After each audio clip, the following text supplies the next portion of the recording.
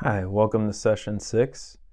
In this session, I will challenge another common automatic thought in social anxiety, one that comes up quite often, which is, I don't know what to say. And in this, we'll challenge and dispute that with our questions. We'll come up with summaries from what we learn, and then move on to finding a rational response that you can use. So our automatic thought is, I don't know what to say. Coping self could be, what have I done when I have been in this situation before? And I do want to make one note. A lot of the coping self questions are ones that I made up on my own, but are probably based off of what you've seen on the list. So as you learn and improve this skill, you can also develop your own questions and do not have to just go off a already pre-done list. And in my estimation, as you keep practicing and get better, you will get the hang of it, and you will be able to do this on your own to some extent.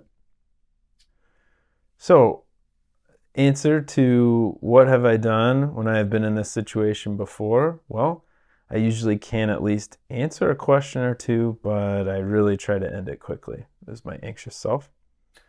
Coping self. So I've been able to say some things before. Anxious self says yes, but not much, or maybe anything of value. My coping self says, are you going to be solving the world's problems at the store? Anxious self says, I hope not. Coping self says, so the conversation might be about casual topics like clothes or the weather. Anxious self says, yes, and I can talk about those things. So in summary, some of the key points that we took away from here is that in previous situations like this, I have talked many times. Maybe I labeled the conversation as unimportant or nothing of value, but the point is that I still have talked. The conversation, another important point is the conversation doesn't have to be about anything of real, true importance. A lot of small talk is based out of just that, small topics, whether it's the weather, how a person's day is going. And small talk is usually kind of the grease for the wheels. No relationship moves forward without some small talk to a certain degree and extent. It's the, like I said, it's the grease that kind of we put on the wheels and the gears to keep everything going just within social interactions and within social relationships. And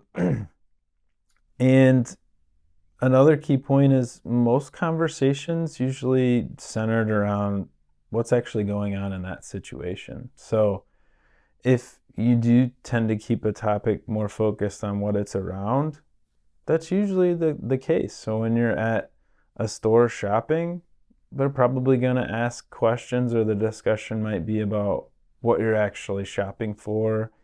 And if it's, in this case, clothes, what's the occasion, what's its use, etc., etc. So keeping all of those things in mind can help within developing that rational response. So ones that I came up with were, all I have to do is answer a question. Oftentimes we worried about the content, but really all we have to do is just answer what the question is. And most of the time people try not to ask complicated questions because they want to engage in a dialogue, not stump someone. Another one, and we gave that a 90%. Another one is, talking about clothes is a reasonable topic. So again, if you're in a clothing store and you're shopping for something, talking about the clothes that you're wearing or wanting to purchase, that would be pretty reasonable because that's what you're there for and there to do. And the person is there to help you and answer any questions that you have as being a part of that store as an employee. And then the last one, and I gave a 70% for that. And then the last one, small talk equals a success. I rated that 85%.